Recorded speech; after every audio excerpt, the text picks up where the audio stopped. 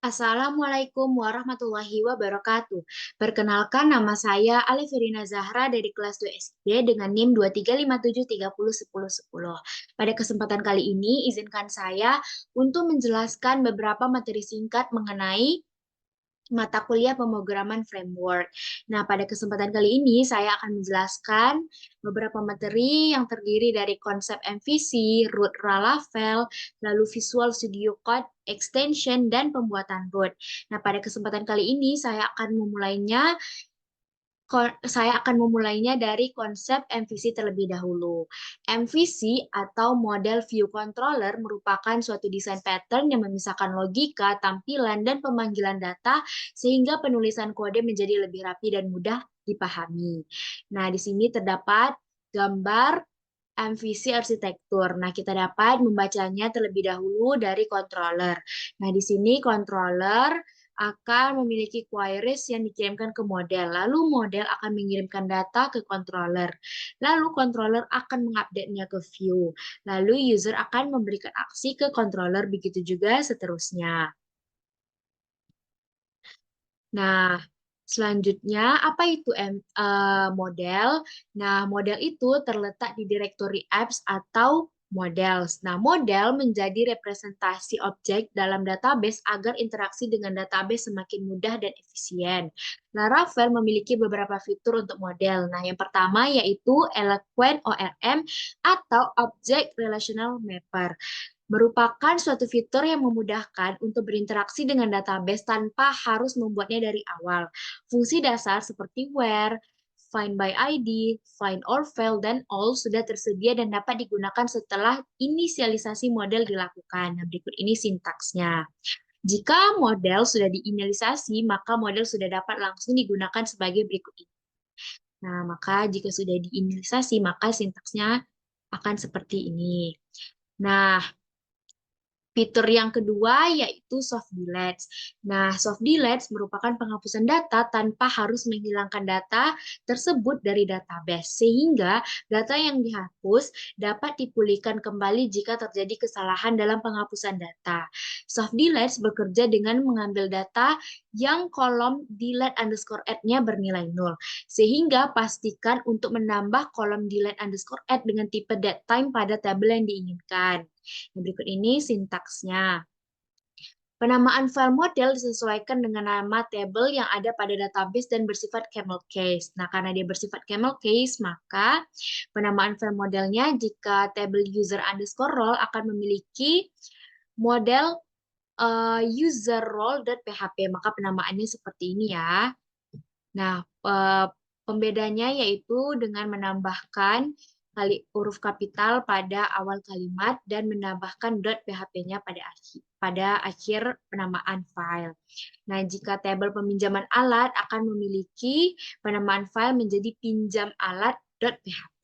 Nah, selanjutnya ada controller. Nah, controller terletak di direktori app atau HTTP atau controllers. Controller menjadi jembatan antara model dan view serta mengelompokkan logika program dalam penanganan request ke dalam suatu kelas. Nah, contohnya pegawai controller akan menangani semua request terkait pegawai seperti menampilkan, membuat, memperbarui, dan menghapus pegawai. Nah, ini nih sintaksnya. Sintaks di atas juga menampilkan cara mengirimkan data ke view dengan mengisi parameter kedua dari function view dengan data yang sudah dibungkus dengan array. Nah, nanti semua sintaks-sintaks yang ada pada gambar di sini, kita akan mencobanya setelah penjelasan saya selesai. Nah, selanjutnya, controller itu memiliki beberapa jenis. Yang pertama, ada basic controller dan research controller. Nah, penamaan file controller dilakukan dengan menambahkan controller di belakang nama file. Contohnya, pegawai. Maka kita dapat menambahkan pegawai controller.php. Nah, kita dapat menambahkan controllernya setelah nama file. Nah, ini kan nama filenya pegawai. Nah, kita dapat menambahkan controller setelah pegawai dan menambahkan .php-nya setelah controller. Selanjutnya misalnya penamaan file pinjam alat. Nah, maka kita dapat menamakan filenya jadi pinjam alat controller.php. Nah, selanjutnya ada view. View merupakan antarmuka yang bertugas menampilkan data yang dikirim dari controller secara default. View disimpan di direktori research atau views. Nah, berikut ini sintaks untuk view. Nah, selanjutnya saya akan menjelaskan mengenai root Laravel. Nah, apa itu root Laravel? Root pada Laravel merupakan suatu mekanisme yang menghubungkan URL yang di-request oleh user dengan function atau controller tertentu pada aplikasi web. Nah, pada gambar berikut ini merupakan salah satu cara kerja root Laravel. Nah, di sini cara kerjanya dimulai dari user mengirimkan request melalui web browser dengan mengetikkan URL. Nah, lalu root to Laravel controller. Nah, setelah mengirimkan request, maka controller akan bertanggung jawab untuk menangani permintaan yang sudah di-request oleh user tadi. Lalu controller akan berinteraksi dengan model untuk mengakses data yang ada pada database seperti mengupdate-nya, mengubahnya, atau menghapusnya. Nah, lalu controller invokes result view. Di sini controller akan menghasilkan tampilan view yang akan ditampilkan ke user sehingga tampilannya lebih mudah dipahami oleh user. Nah, selanjutnya ada jenis-jenis root. Nah, yang pertama yaitu basic root. Nah, di sini merupakan salah satu contoh sintaks untuk basic root. Di sini nanti akan saya uji cobakan ke Visual Studio Code-nya. Di sini ada basic root. Root di atas yang menggunakan garis miring menunjukkan default root yang akan diakses secara otomatis pada aplikasi pertama kali diakses. Nah, yang kedua yaitu root parameter. Penggunaan parameter pada root bertujuan untuk menangkap nilai variabel dari URL yang nantinya akan digunakan untuk pengolahan tertentu. Penulisan parameter pada root ditandai dengan tandanya kurung kurawal. Nah, seperti ini ya, ini merupakan contoh dari kurung kurawalnya. Kalau basic root tadi menggunakan garis miring, ini contoh garis miringnya. Nah, pada contoh di atas, URL garis miring pegawai garis miring 4 M43 UIL memiliki pola yang sama dengan penulisan pada root garis miring pegawai garis miring kurung kurawal parameter 1. Sehingga M43 UIL dapat diambil dengan menggunakan variabel parameter 1. Jumlah parameter pada function harus sesuai dengan banyaknya jumlah parameter yang ada di URL. Pada contoh kode di atas, parameter bersifat require, sehingga parameter harus disertakan di URL. Jika tidak, maka Laravel tidak akan mengenali request yang masuk. Nah, jika ingin menerapkan parameter yang bersifat opsional, kita dapat menambahkan tanda tanya pada akhir parameternya dan memberikan nilai default pada parameter functionnya. Nah, yang kedua ada name root. Nah, pemberian nama pada root dilakukan agar lebih mudah saat pemanggilan root baik di view maupun di controller. Ini sangat berguna untuk maintenance dan reliability kode yang lebih baik. Nah, pengguna ini merupakan sintaks-sintaks untuk penggunaan name root. Nah, pada contoh di atas, request yang masuk dan sesuai dengan root hanya boleh diolah pada function yang ada di web.php. Jika ingin meneruskan ke controller, maka tulis nama kelas controller beserta function yang dituju sebagai pengganti function. Nah, seperti ini ya. Nih. Nah, selanjutnya yaitu Visual Studio Code Extension. Extension pada Visual Studio Code dapat mempermudah kita untuk pengembangan lebih mudah dan efisien. Berikut ini beberapa extension yang dapat mempermudah dalam pengembangan aplikasi Laravel. Yang pertama yaitu ada Laravel Extension Pack. Nah, ini berguna untuk mempermudah dalam pengembangan Laravel. Yang kedua yaitu PHP Namespace Resolver. Ini berguna untuk mempermudah dalam melakukan import class. Yang ketiga yaitu PHP MVT Strip PHP Formatter. Nah, ini berguna untuk merapikan space antar karakter kode PHP secara otomatis. Yang keempat, yaitu auto close tag dan auto rename tag. Ini berguna untuk mempermudah kita saat pembuatan tag HTML, di mana auto close tag akan membuat tag penutup secara otomatis, dan auto rename tag akan merename tag saat salah satu tagnya diganti namanya. Nah, yang terakhir yaitu code snap. Akan mempermudah kita untuk mengcapture baris coding dengan cantik. Nah, kita akan mendownload semua extension ini pada Visual Studio Code kita. Nah, kita dapat membuka Visual Studio Code kita. Ini kita bagi aja ya, biar lebih mudah. Ini kita dapat membuka ini, extension, lalu kita ketik Laravel, Laravel extension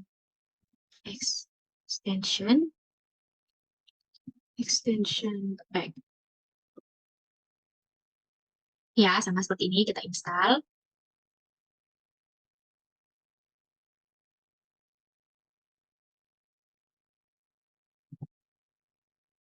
Lagi installing dia ya. Lalu selanjutnya, sambil menunggu installing itu, udah ya, udah keinstall ya. Kita buka ke PHP namespace resolver. Ya, sama seperti gambar, kita install juga. Ya, udah keinstall. Lalu PHP MVT FNT strip. Nah, ini sama ya, sama gambarnya. Kita install juga. Lalu auto close tag. Ya, sama seperti gambarnya juga install. Lalu auto rename tag. Ya, sama kita install. Lalu yang terakhir yaitu code snap. Kita install. Nah, semuanya udah kita install di Visual Studio Code kita. Nah, selanjutnya yaitu pembuatan root Laravel.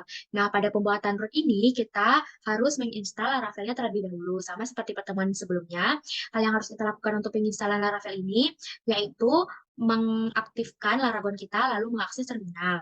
Nah, karena sebelumnya sudah saya install Laravelnya, maka akan keluar URL-nya, lalu tinggal kita pastikan ke web browser kita. Dan jika tampilan Laravel kita sudah seperti ini, artinya Laravel kita sudah berhasil terinstall. Selanjutnya yaitu kita tinggal open Visual Studio Code kita, lalu kita tekan File, lalu yang Open Folder, lalu tinggal kita pilih folder kita yang ada di Laragon. Kita tinggal tekan folder C, lalu folder Laragon, lalu yang folder www, lalu yang pegawai apps ini. Tinggal kita select. Nah, jika sudah seperti ini, kita otomatis menampilkan routes. Ini tinggal kita akses yang web.php. Lalu di sini kita mulai dari basic root terlebih dahulu ya. Nah, tinggal kita kopikan sintaksnya, lalu kita pastikan ke Visual Studio Code kita. Lalu kita refresh Laravel kita. Nah, sudah sama ya. Dan jika sudah, kita lanjut ke root parameter. Yang bisa kita baca kembali, penulisan parameter pada root ditandai dengan adanya kurung perawal. Nah, ini kurung perawalnya ya. Tinggal kita copy, lalu kita pastikan lagi. Nah, untuk cara penulisannya, yaitu seperti pada gambar ini ya. Nah, tinggal kita ketikkan yang /pegawai/id kita. Nah, lanjut. Kita buka Laravel kita, lalu kita buat di sini pegawai. Nih. Nah, sudah muncul ya ID pegawai kita. Nah, pada contoh di atas, URL-nya memiliki pola yang sama dengan penulisan pada root. Nah, jika dia bersifat require, maka dia tidak ada parameternya. Nah, kita coba ya jika parameternya kita hapuskan di sini. Hanya mengetikkan pegawai. Nah, maka tampilannya akan not found. Selanjutnya, kita coba jika parameternya kita ganti menjadi tanda tanya. Kita copy lagi sintaksnya, lalu kita ganti dengan tanda tanya. Nah, maka tulisannya akan ID tidak tersedia. Nah, kita lanjut ke name root. Nah, bisa kita baca lagi, pemberian nama pada root dilakukan agar lebih mudah saat pemanggilan root baik di view maupun di controller. Nah, ini sangat berguna ya untuk maintenance dan reliability kode yang lebih baik. Nah, kita tinggal kopikan sintaksnya, lalu kita pastikan di sini, lalu kita run di Laravel dengan mengcopy ini, yang jabatan struktural. Kita pastikan ke Laravel kita, lalu kita Kita enter. Nah, maka tampilannya akan silahkan pilih jabatan. Nah, pada contoh di atas, request yang masuk dan sesuai dengan root hanya diolah pada function yang ada di web.php. Nah, selanjutnya kita akan lanjut ke pembuatan controller. Nah, kita buka lagi controllernya yang ini. Nah, untuk mengakses controller, hal yang pertama kali kita lakukan yaitu dengan mengakses terminal, lalu mengklik new terminal, lalu di sini kita tinggal kopikan yang ini ya, yang basic controller. Kita kopikan ini ke sini, ke Visual Studio Code kita. Nah, sudah sama, lalu kita enter. Nah, di sini untuk melihat apakah controllernya sudah ada, kita tinggal akses yang app, lalu HTTP. Nah, ini artinya sudah ada ya. Nah, selanjutnya di sini terdapat challenge. Nih, di sini terdapat challenge. Nah, challenge-nya perintah dari challenge-nya yaitu yang pertama basic root, buat sebuah root di mana jika diakses maka akan tampil tanggal dan waktu saat ini. Yang kedua yaitu root parameter. Buat sebuah root yang menyediakan dua parameter dan terapkan logika berikut. Jika parameter satu sama dengan 0, maka echo parameternya 2. Jika parameter 2 sama dengan 0, maka echo parameternya 1. Jika keduanya tidak 0, maka buat parameter 1 dikali parameter 2. Dan jika kedua parameter sama dengan 0, tampilkan silakan masuk parameter. Nah, di sini sudah jadi challenge-nya. Di sini ada basic root ya, sesuai dengan perintahnya, yaitu membuat tanggal dan waktu saat ini. Nah, untuk mengakses pada Laravel-nya, kita tinggal ketikkan calendar. Nah, sudah keluar ya kerentamnya sesuai dengan yang format ini. Years, month, and that. Ini jam, menitnya, dan detiknya. Selanjutnya, perintah challenge yang selanjutnya yaitu root parameter. Nah, di sini udah ada juga ya codingannya. Nah, untuk mengakses pada Laravel-nya, kita tinggal ketikkan calculate. Nah, di sini perintah pertama, jika parameter satu sama dengan 0, maka parameter 2. Nah, jika parameternya 0, lalu parameter keduanya kita buat 4, maka yang keluar akan 4. Kenapa 4? Karena di sini dijelaskan bahwa jika parameter satu sama dengan 0, maka yang muncul hanya parameter keduanya. Dan jika kita ganti nih jadi 4 dan 0, maka yang muncul akan 4. Kenapa? Karena jika parameter keduanya 0, maka yang muncul parameter satunya. Nah, lanjut yang perintah ketiganya yaitu jika keduanya tidak 0, maka buat parameter 1 dikali parameter 2. Nah, kita ubah ya jadi 4 dikali 2. Maka akan muncul hasilnya 8. Nah, yang terakhir yaitu jika kedua parameter sama dengan 0, maka tampilkan silakan masuk parameter. Nah, kita ubah kedua parameter tersebut menjadi 0. Maka tulisannya akan silakan masuk parameter. Nah, hanya itu saja yang dapat saya sampaikan untuk materi singkat pertemuan 2 konsep MVC pada mata kuliah pemrograman framework ini.